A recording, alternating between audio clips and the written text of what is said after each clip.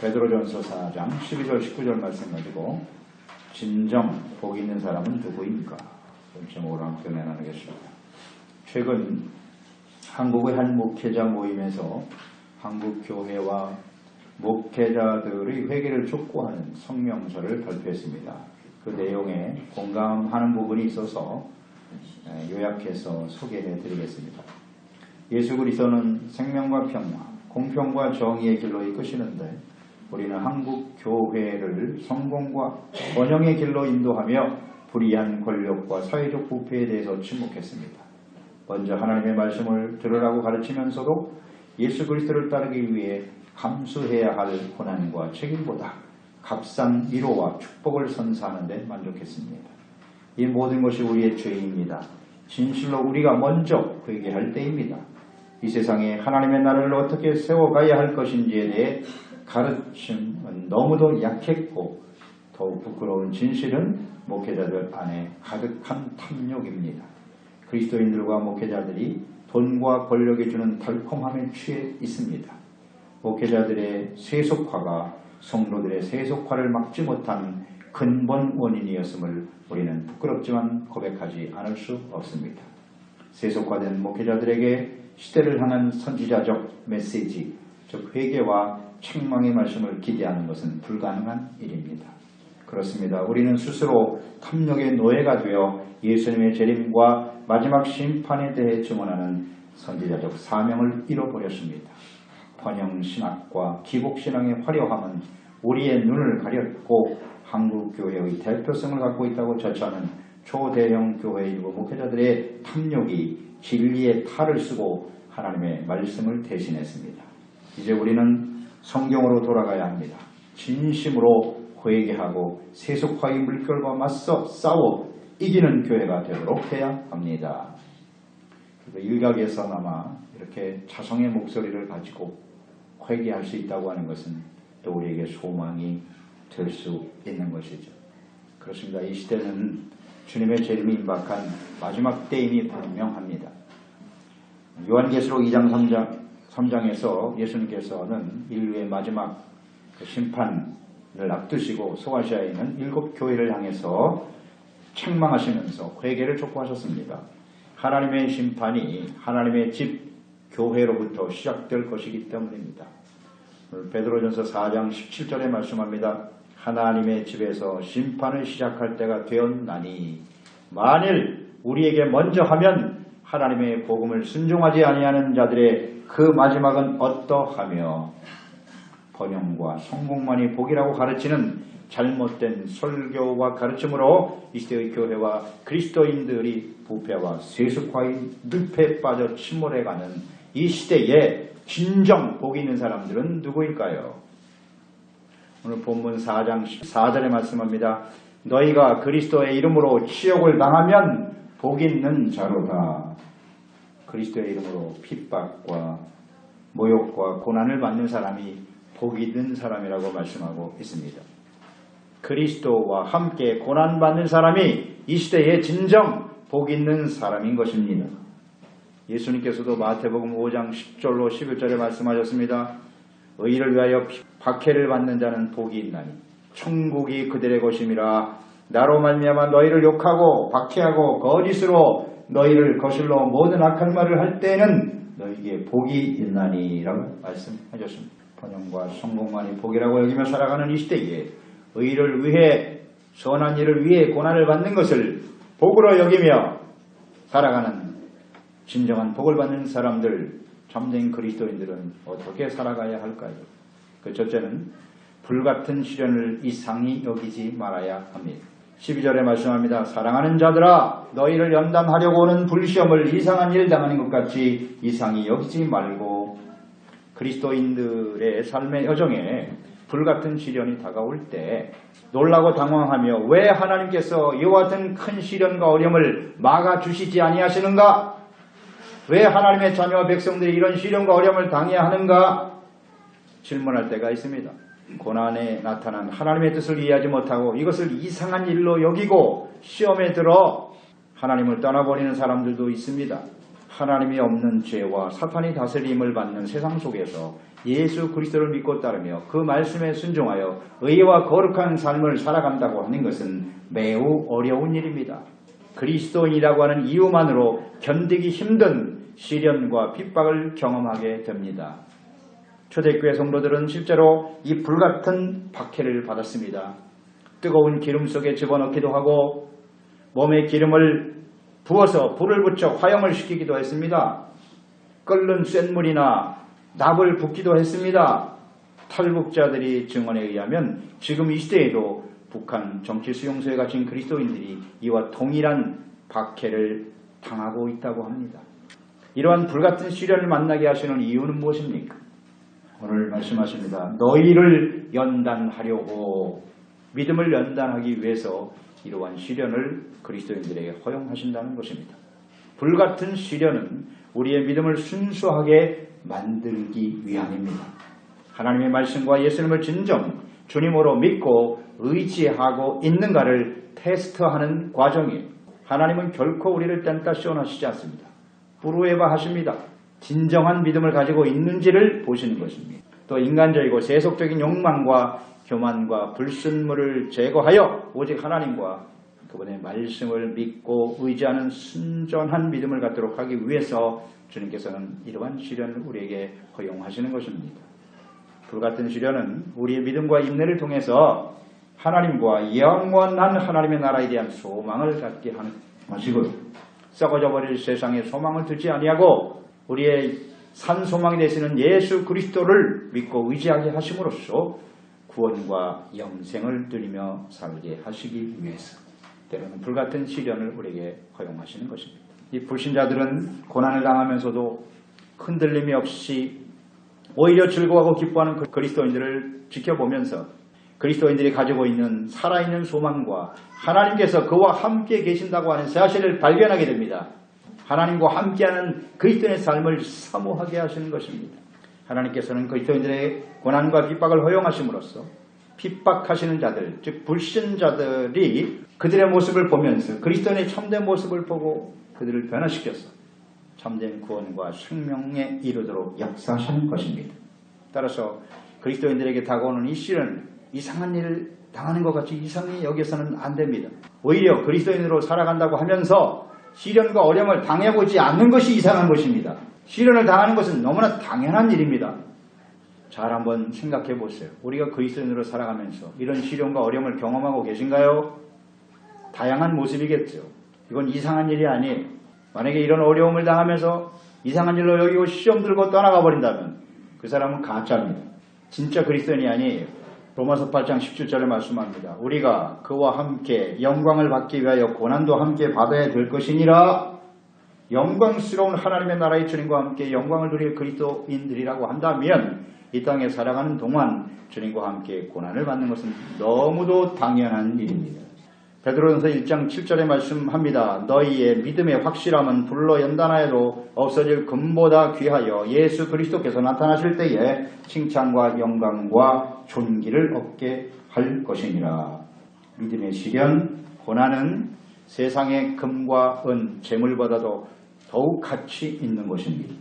세상에 있는 재물, 영광 다 사라질 수밖에 없지만 고난을 통해서 정금과 같은 믿음, 소망, 사랑으로 연단되어진 사람들, 그리스도인들은 주님 다시 오실 때에 혹은 우리가 인생을 마감하고 주님 앞에 서게 될 때에 칭찬과 존귀, 영광을 얻게 되기 때문에 우리는 그것을 이상한 일이 아니라 귀한 것으로 여기게 되는 것입니다. 그리스도인들에게 있어서의 고난은 결코 이상한 일이 아닙니다. 진정한 복을 받게 하는 마땅히 거쳐야 될 연단의 과정인 것입니다. 연단이 없이는 결코 정금이 될 수 없어요. 시련과 연단을 지나지 않는 사람은 온전한 그리스도인으로 하나님 앞에 설 수 없습니다. 오히려 그리스도인으로 살면서 연단이 없는 걸, 시련이 없는 걸 이상히 여기시기 바랍니다. 두 번째, 진정 복 있는 사람은 어떤 사람인가? 그리스도의 고난에 참여하는 것으로 즐거워할 수 있는 사람. 13절에 말씀하죠. 오히려 너희가 그리스도의 고난에 참여하는 것으로 즐거워하라. 이는 그의 영광을 나타내실 때에 너희로 즐거워하고 기뻐하게 하려 함이라. 고난과 시련을 당할 때 즐거워하는 것은 어려운 일입니다. 더욱이 이러한 시련과 고난들이 형제들로부터 혹은 교회 지체들로부터 가족들, 가까운 이웃들로부터 다가오는 것이라면 더더욱 견디기 어려울 것이고 그것을 즐거워할 사람들은 많지 않습니다. 예수님 때문에 무시와 멸시를 당하고 손해를 당하기도 하고 또 모욕과 따돌림 혹은 투옥, 감옥에 갇히기도 합니다. 생명의 위협을 당하는 일로 결코 즐거워할 수 있는 사람들은 많지 않습니다. 이건 결코 즐거워할 일이 아니에요. 그럼에도 불구하고 고난을 받을 때 즐거워할 수 있어야 그 사람이 정말 복이 있는 사람이랍니다. 그러면 우리가 어떻게 즐거워할 수 있을까요? 그런 어려움 속에서. 첫째는 우리가 선과 의를 행함으로써 그 당하는 시련 곧 그리스도의 고난에 동참하는 참여하는 일이기 때문에 즐거워하는 겁니다. 예수님께서 이 땅에 고난받기 위해서 오셨습니다. 십자가에 못 박혀 죽기 위해서 오셨어요. 예수님의 죽음은 무엇을 의미하는 것입니까? 왜 죽으셨나요? 이 땅의 모든 사람들의 죄를 용서하고 하나님과 화목하게 하시고 생명과 영원한 구원을 주기 위해서 고난과 십자가를 순종하셨습니다. 그러면 우리가 이 땅에서 주님과 함께 살아가면서 그리스도인으로 살아가면서 우리가 시련과 고난을 당한다고 하는 것은 무엇을 의미하는 것이며 예수님과 함께 그 고난에 동참한다고 하는 것은 무엇을 의미하는 것인가를 생각해 보세요. 그게 왜 복이 되는지. 시련과 고난을 당할 때 예수님의 그 고난이 생명을 구원하는 일에 쓰임받는 일이었다면 우리가 주님과 함께 고난을 당함으로써 우리를 통해서 많은 사람들이 생명과 구원을 얻을 수 있기 때문이죠. 그것처럼 가치 있는 일이 있습니까? 이 세상에 한 영혼을 구원하고 지옥에 떨어질 사람을 하나님의 나라로 생명으로 옮기는 일보다 더 가치 있는 일이 있을까요? 이 세상에 죽을 사람을 살리는 이게 가치 있는 일이기 때문에 즐거워하고 기뻐할 수 있어야 된다는 겁니다. 예수 그리스도께서 고난당하시고 십자가를 지실 때 우리의 죄를 위해서 죽으셨을 때 하나님께서는 예수 그리스도를 다시 살려내셨습니다. 죽은 자 가운데서 다시 살려내셨습니다. 이와 같이 예수님과 함께 그 고난에 동참한다라고 하는 의미는 주님의 나라와 의를 위해서 생명과 구원을 위해서 예수님과 함께 고난을 당하며 즐거워하는 그 사람 주님께서 죽은 자 가운데서 다시 살려내셔서 부활의 영광으로 주님 앞에 서게 할 것입니다. 예수님이 부활하셔서 하나님 보호자 우편에 앉으신 것처럼 예수님과 함께 그 고난을 받고 그 고난에 동참한 사람은 반드시 생명의 부활로 나와 영광스러운 모습으로 주님과 함께 하나님 보호자 우편에 앉게 될 것입니다. 그렇기 때문에 즐거워하라는 거예요. 이것처럼 더 영광스러운 일이 없기 때문입니다. 그게 주님과 함께 고난받는다는 의미예요. 동참한다는 의미입니다. 두 번째 우리가 그 고난 속에도 즐거워할 수 있는 이유는 그리스도께서 다시 오시는 날 주님과 함께 영원한 기쁨과 즐거움을 누리게 될 것이기 때문입니다. 오늘 말씀하십니다. 그의 영광이 나타나실 때에 13절 보세요. 너희로 즐거워하고 기뻐하게 하려 함이니라. 주님은 약속하신 대로 반드시 이 땅에 오실 거예요.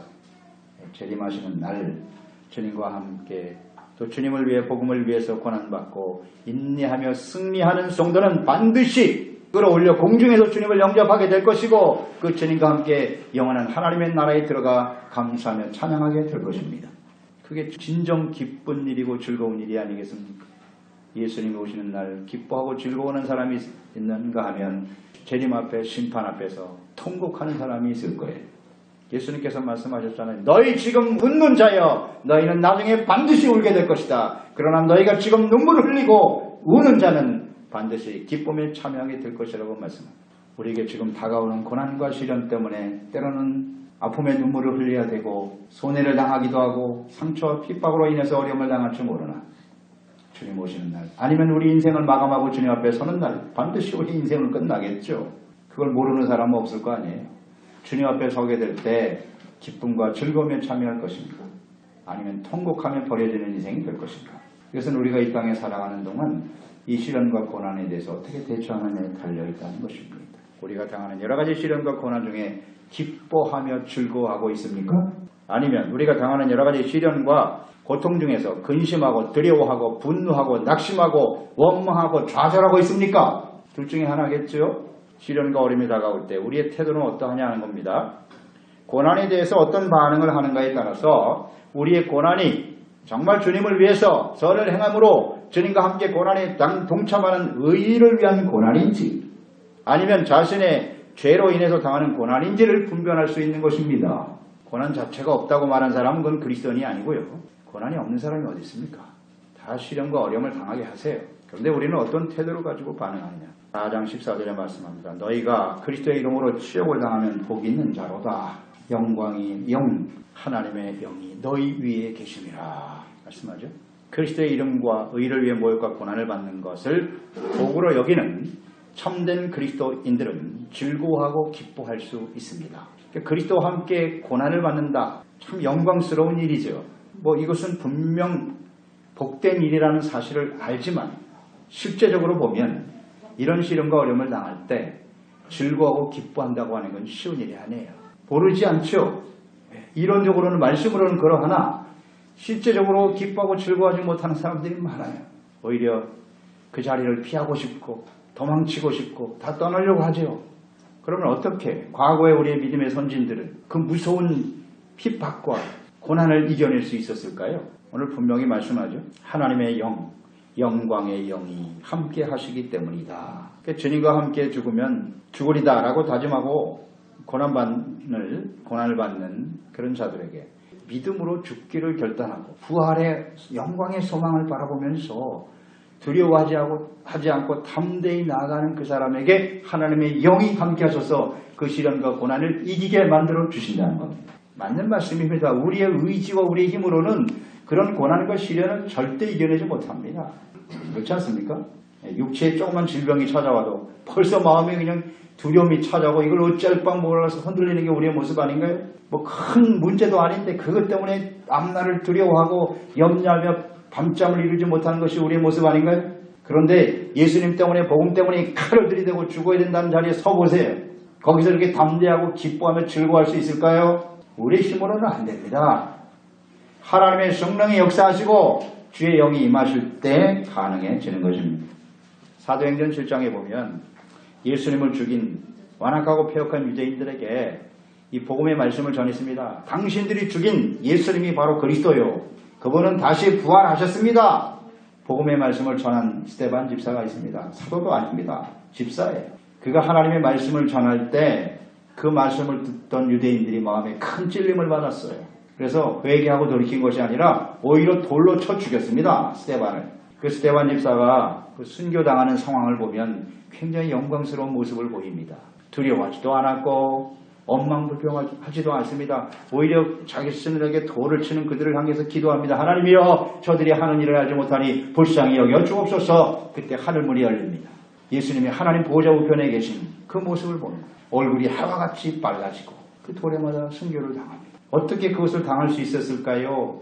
그 시련과 고난을 어떻게 이겨낼 수 있었을까요? 그렇게 사도행전 7장 55절에 말씀하죠. 스데반이 성령이 충만하여 하늘을 우러러 주목하여 하나님의 영광과 곧 예수께서 하나님 우편에 서신 것을 보고 아멘. 성령이 충만했기 때문에 가능한 거예요. 성령께서 그와 함께 계시기 때문에 스데반은 자신을 핍박하는 자들을 불쌍히 여기고 기도하면서 해와 같이 밝은 얼굴로 순교할 수 있었습니다. 그렇습니다. 우리는 성령으로 충만할 때 고난 중에도 즐거워할 수 있습니다.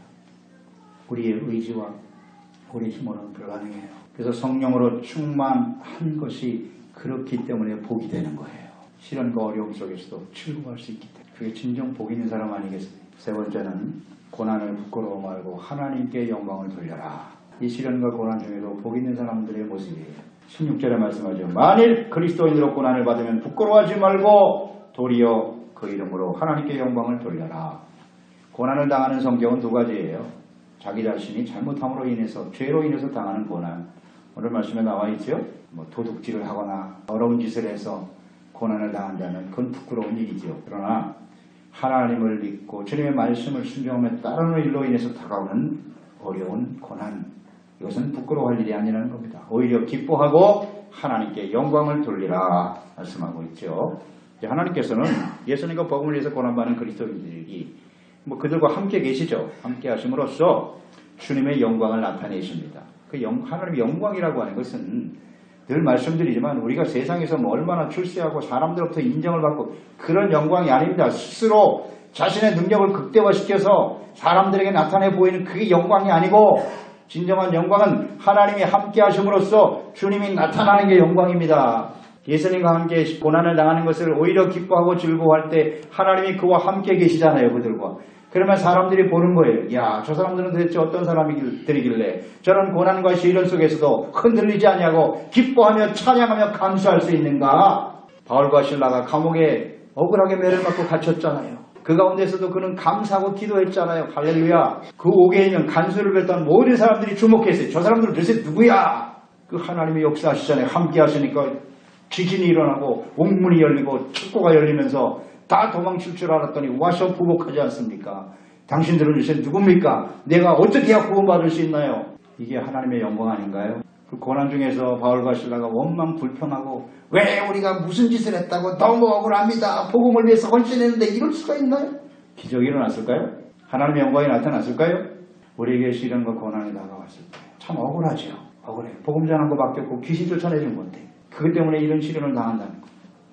오히려 그것을 기뻐하고 즐거워할 때 하나님 기적이 일어나는 거예요. 역사가 일어나는 겁니다.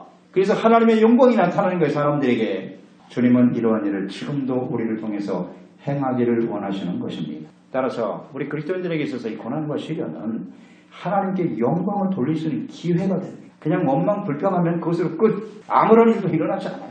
뭐 하나님 안 믿는 사람은 다 그렇게 하니까. 그냥 이걸 기회로 여기고 할렐루야. 오히려 하나님 앞에 기뻐하고 감사하는 그런 사람이 되어질 때 영광이 나타나게 되는 것입니다. 아멘입니다. 이거 절대 놓치지 말아야 돼요. 이런 기회를 왜 놓칩니까? 영광을 돌려야죠. 4장 17절로 18절에 말씀합니다. 하나님의 집에서 심판을 시작할 때가 되었다. 만일 우리에게 먼저 하면 하나님의 복음을 순종하지 아니하는 자들이 그 마지막에 어떠하며 심각하죠. 자, 심판은 하나님의 집에서부터 시작됩니다. 하나님의 집은 교회입니다. 잊지 마세요. 여기서부터 시작되는 겁니다. 이제 고난을 통해서 알곡과 쭉정이를 가리게 되는 거죠. 예수님이 이 땅에 오셔서 심판하실 때 예수님 추수하러 오신다고 그랬잖아요. 추수는 알곡을 거두기 위해서 오는 겁니다. 쭉정이는 불 속에 던져지는 거예요. 구분하기 위해서 오시는 것입니다. 예수. 그래서 이 땅에서 고난을 당할 때 그리스도인들은 이 고난을 당하는 그 의미를 잘 생각하고요. 오히려 이걸 기뻐하고 즐거워하고 우리가 하나님 앞에 온전한 모습으로 회복되어져 하나님을 기쁘시게 하는 삶을 살아야 되겠다. 부끄러워하지 아니하고 하나님께 영광을 돌리는 참된 그리스도인들은 알곡이 되어 주님 앞에 기쁨으로 서게 될 것입니다. 이건 아주 분명합니다. 복음을 순종하지 않고 죄로 인하여 고난을 받으면서 끊임없이 원망과 불평을 쏟아내고 완악하고 교만하여 세상과 타협하고 세속화되는 일, 이것을 회개하고 돌이키지 않는 거짓 성도들에게는 성도를 이야기하는 겁니다. 불신자들은 말할 것도 없고 이런 거짓 성도들은 하나님의 진노의 심판에 직면하게 될 것이라는 것. 잊지 말아야 합니다. 하나님께서는 때때로 성도의 삶 속에 고난을 주셔서 이렇게 믿음을 테스트하시고 잘못된 모습을 연단하시는 거예요. 온전한 믿음으로 바꿔주신다는 것을 우리는 생각해야 합니다. 이 마지막 심판은 긍휼이 없는 아주 엄중한 심판이에요. 그걸로 끝이에요. 엄중한 심판이라는 걸 잊지 말아야 돼요. 어느 정도 엄중한가를 잘 보세요. 17절 18절에 나와 있죠. 의인이 겨우 구원을 받으면 경건하지 아니한 자와 죄인은 어디에 서리요. 의인도 겨우 구원을 받을 정도로 엄중한 심판이라면 말입니다. 경건하지 아니한 자, 죄인들은 어떻게 되겠느냐. 계시록 6장 17절에 말씀합니다. 그들의 진노에 큰 날이 이르렀으니 누가 능히 서리요 하더라. 하나님 앞에 설 수 있는 사람이 누가 과연 서겠느냐. 회개하고 돌이키고 정말 하나님 앞에 온전한 모습으로 연단되어 준비되지 않는다는 말입니다. 주님 앞에 서기가 참으로 어렵다는 얘기입니다. 그래서 경건치 않은 자와 죄인들에게 긍휼 없는 심판이 임하게 될 것임을 경고하고 있는 말씀이죠. 긍휼이 없는 심판은 매우 두려운 것입니다. 하나님 앞에 완전한 사람은 아무도 없으니까요. 아니라고 형식적인 태도를 버리고 정신을 차려야 돼요. 깨어 근신하여 기도해야 된다고 했어요. 뜨겁게 서로 사랑해야 된다고 말씀했습니다. 선한 청지기로서 봉사하라고 그랬습니다. 두렵고 떨림으로 우리의 구원을 이뤄가는 그리스도인들이 되어야 하는 것입니다. 무엇을 통해서? 시련과 연단을 통해서. 고난과 시련이 다가올 때 비로소 우리는 온전한 그리스도인으로 준비되는 삶을 살게 되는 것이에요. 이 고난과 시련을 우리는 두려워할 필요도 없고 이상한 일로 여길 필요도 없어요. 없는 게 오히려 이상한 거예요. 이런 시련, 크고 작은 믿음에 따라서 하나님은 주셔요. 감당할 시험밖에 주시지 않습니다. 다양한 모습을 우리에게 주시는데 그럴 때 어떻게 대처해야 되느냐. 이게 아주 매우 중요한 가르침입니다. 오늘 19절 말씀 보시면 결론적으로 그러므로 하나님의 뜻대로 고난을 받는 자들, 이런 사람들이 복 있는 사람들이거든요. 또한 선을 행하는 가운데 그 영혼을 미쁘신 창조주께 의탁할지어다 그랬어요. 이 말씀 쉬운 성경을 보면 이렇게 되어 있습니다. 그러므로 하나님의 뜻에 따라 고난을 받는 사람은 하나님께 자기의 영혼을 맡겨두시오 이렇게 되어 있습니다. 자기의 영혼을 하나님께 맡기래요. 자, 하나님 우리를 지으신 분이시죠. 또 우리의 영혼을 지켜주시는 하나님이십니다. 우리에게 이런 시련과 고난이 다가올 때 흔들려요. 사실이잖아요. 사정없이 흔들립니다. 내가 꼭 이렇게 하나님의 말씀과 뜻대로 살아야 되는 거야? 세상에 적당히 타협하고 살아야 되지 않을까? 흔들릴 수밖에 없어요. 그런데 하나님의 뜻대로 고난받는 복 있는 성도들은 그런 상황 속에서 즐거워하고 기뻐하고 하나님께 영광을 돌려야 되거든요. 그러기 위해서 해야 될 것이 두 가지가 있다. 하나는 자기의 영혼을 하나님께 맡겨라. 맡기래요. 의탁하라는입니다. 하나님은 우리의 영혼을 지켜주시는 분이세요. 우리 자신이 스스로가 어떤 종교 생활을 통해서 내가 열심히 신앙생활을 하면서 우리의 영혼을 지키는 게 아니고 하나님이 우리의 영혼을 지켜주세요. 이걸 잊지 말아야 돼요. 그래서 하나님께 의탁하고 맡기는 것이 필요해요. 그러니까 하나님께 영혼을 맡길 때 우리는 하나님 앞에 영원한 생명으로 주 앞에 서게 되는 거예요. 부패하고 썩지 않도록 끊임없이 하나님께서 우리를 말씀과 성령으로 다스려 주시고 인도해 주십니다. 자, 예수님께서 마지막 십자가에서 죽으실 때 뭐라고 말씀하셨냐면 누가복음 23장 46절이죠. 예수께서 큰 소리로 불러 이르시되 아버지 내 영혼을 아버지의 손에 부탁하나이다 하고 이 말씀을 하신 후 숨지시니라. 하나님의 아들 예수님도 그 영혼을 하나님께 맡기셨어요. 마지막 순간에 천국으로 영원한 생명으로 인도해 주시도록 외치면서 인생을 마감하셨거든요. 또 우리의 영이 하나님의 말씀과 성령님의 인도하심을 따라 살아가는 일, 또 그 뜻에 온전히 순종하는 것, 이것이 우리의 영혼을 주님께 맡기는 거예요. 육체의 욕심을 따라 그래서 육체가 시키는 대로 살아가는 인생이 아니라 우리의 영이 온전히 보존되어 하나님의 말씀에 순종하는 삶을 성령의 인도하심을 따라 살다가 하나님 앞에 서게 해주세요. 맡기란 말이에요. 겸손하게 의지하는 사람들이 되어야 한다는 거죠. 이것은 곧 겸손을 의미하는 거예요. 이걸 잘 지켜가야 된다. 두 번째는 흔들리지 말고 선한 일에 계속 힘쓰라는 겁니다. 선한 일에. 그리스도인들은 선을 행함으로써 고난받는 것이 하나님의 뜻임을 확신하고 어떠한 시련과 유혹이 다가온다 할지라도 죄와 타협하지 말고 악과 타협하지 말고 흔들리지 말고 선을 붙잡으라는 거예요. 선을 끝까지. 이것이 우리가 필요한 자세예요. 진정 복 있는 사람의 모습이다. 선이 무엇인지 알겠죠? 선은 부스티시아, 의를 행하는 게 선이에요. 하나님의 말씀을 듣고 순종하는 삶. 또 선이란 긍휼입니다. 사람들을 불쌍히 여길 줄 아는 마음이에요. 그게 선입니다. 또 선은 겸손이에요. 하나님 앞에서 언제든지 하나님 앞에서 자기 자신을 살피고 겸손한 모습으로 행하는 것이 선입니다. 이것을 끊임없이 추구하라는 것. 어떠한 유혹과 시련이 다가온다 할지라도 흔들리지 말고 이것을 잘 지켜가야 우리의 영혼을 하나님께 부탁하고 겸손하게 성령의 인도하심을 구하는 사람들이 되어야 한단 말이죠. 그럴 때 우리는 시련과 어려움 속에서도 즐거워하고 기뻐할 수 있고 하나님이신 참된 복을 누리며 살아갈 수 있는 것입니다. 그래서 하나님의 말씀에 순종하고 악한 자들의 유혹과 핍박이 있어도 악을 악으로 갚지 말고 손으로 악을 이기는 사람들이 됩시다. 끝까지 선을 붙들어야 돼요. 이게 하나님의 뜻이다. 이걸 통해서 내가 고난을 받는다면 할렐루야다. 확신을 가지고 묵묵히 하나님의 말씀을 붙들고 선을 따라가는 사람이 돼. 고난당하는 걸 절대 이상히 여기지 말고 고난과 시련 중에도 영광스러운 모습으로 주 앞에 서게 될 우리의 미래를 바라보면서 오히려 기뻐하고 즐거워할 수 있어야 돼요. 이런 사람이 이 시대에 진정 복을 받은 사람이 아니겠습니까? 이 하나님이 주시는 은혜와 축복을 누리며 우리를 통해서 많은 사람들을 생명과 구원의 길로 인도하는 종들이 되시기를 축원합니다. 기도하겠습니다. 하나님 아버지, 오늘도 주님의 말씀을 듣습니다. 번영과 성공, 무병장수가 복이라고 생각하고 그것만을 위해서 추구하며 살아가는 이 시대에 진정 복이 있는 사람이 누군가요? 오늘 하나님의 말씀을 통해서 깨닫습니다. 다가오는 시련과 고난 속에서도 그것을 이상한 일 당하는 것처럼 이상히 여기는 것이 아니라 오히려 하나님 앞에 영광스러운 모습으로 서게 될 그날을 바라보면서 기뻐하고 즐거워할 수 있는 사람이 복 있는 사람이요. 우리에게 다가오는 고난과 시련을 통해서 하나님이 우리와 함께 하심으로써 많은 사람들이 우리를 보고 하나님의 살아계심과 주님이 주시는 산소망과 생명과 구원을 증거할 수 있는 하나님께 영광을 돌릴 수 있는 기회로 삼는 사람. 이거 정말 복 있는 사람들 아니겠습니까? 이와 같은 하나님의 축복을 주님 앞에 서는 그날까지 누리며 살다가 예수님 오시는 날 참된 즐거움과 기쁨에 참여할 수 있는 우리 모두가 되게 하여 주시옵소서. 예수님의 이름으로 기도드리옵나이다.